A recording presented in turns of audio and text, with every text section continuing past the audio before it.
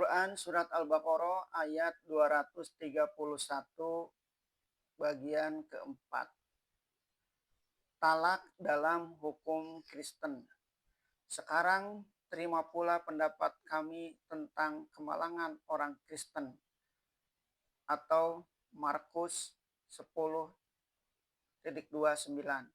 Sebab itu barang yang telah dijodohkan oleh Allah janganlah diceraikan oleh manusia. Markus 10:11.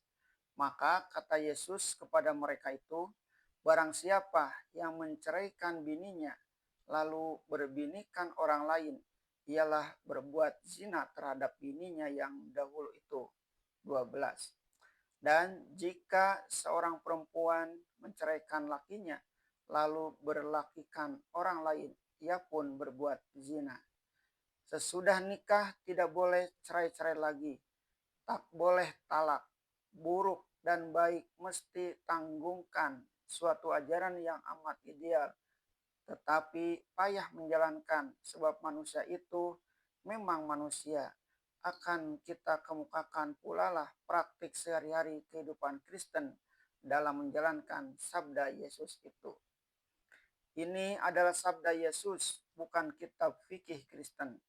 Berlainan dengan cara Dr. Jeffer Quill yang sengaja tidak menyebutkan peraturan sejati dari Nabi Muhammad, lalu mengemukakan kitab fikih yang setengah dan tidak memedulikan yang setengah lagi. Akan kita kemukakankah betapa menderitanya orang-orang Kristen yang memang tidak dapat lagi melanjutkan hidup bersuami istri, sehingga dalam rumah tangga menjadi neraka dunia? Meminta ketentuan kepada hakim, lalu hakim memutuskan mereka wajib serumah juga selama 7 tahun. Tetapi wajib berpisah tempat tidur dan meja makan. Dan tidak boleh talak walaupun yang perempuan meminta dan yang laki-laki ingin. Sebab sabda Yesus mereka harus serumah terus. Dan kalau mereka kawin lagi dengan perempuan lain, maka persetubuhan mereka di masa-masa yang lalu adalah menjadi zina semuanya. Walaupun telah beranak, apakah konsekuensi dari sabda Yesus ini buat dunia Kristen? Dan dapatkah dipraktikkan? Henry VIII, Raja Inggris, ingin menalak istrinya karena gereja Roma tak mau mensahkan. Beliau membuat gereja sendiri, sengaja untuk mensahkan talaknya, dan pendeta Inggris akur. Lalu berpisahlah gereja Inggris dari gereja Romawi buat selama-lamanya, hanya karena urusan raja dilarang oleh Paus menalak istrinya.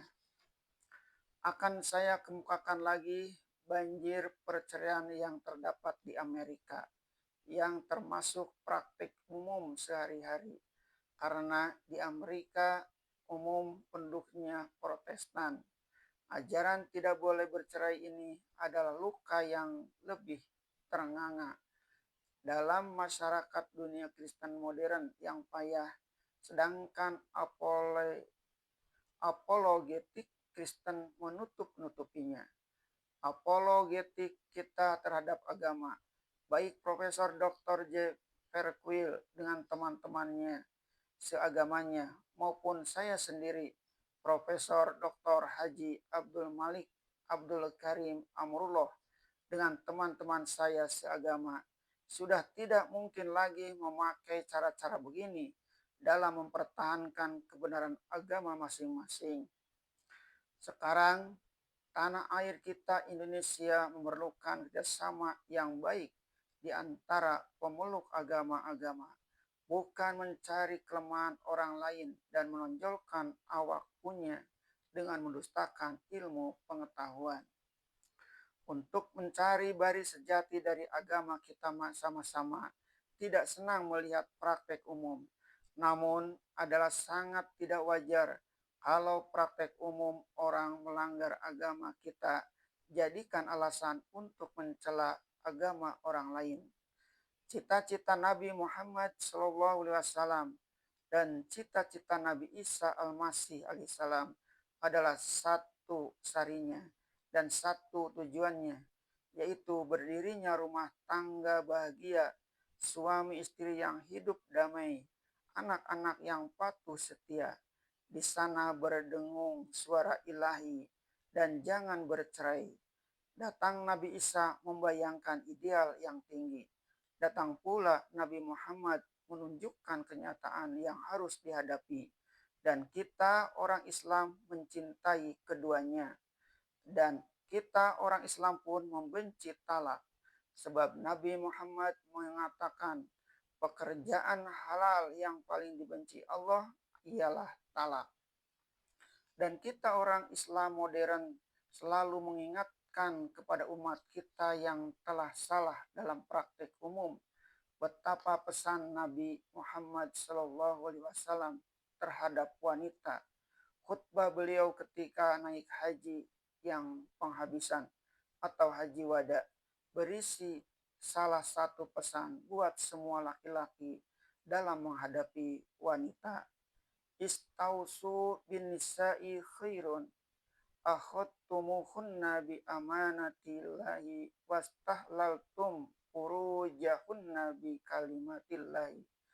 Aku wasiatkan kepadamu, wahai umatku, agar berlaku baik terhadap wanita karena kamu mengambilnya sebagai amanah dari Allah dan menjadi halal kehormatannya bagi kamu melalui kalimat Allah. 2 hari sebelum meninggal dunia, beliau naik ke atas mimbar. Dipesankannya agar memelihara 2 perkara. Pertama, sholat jangan ditinggalkan. Kedua, an-nisa, wanita.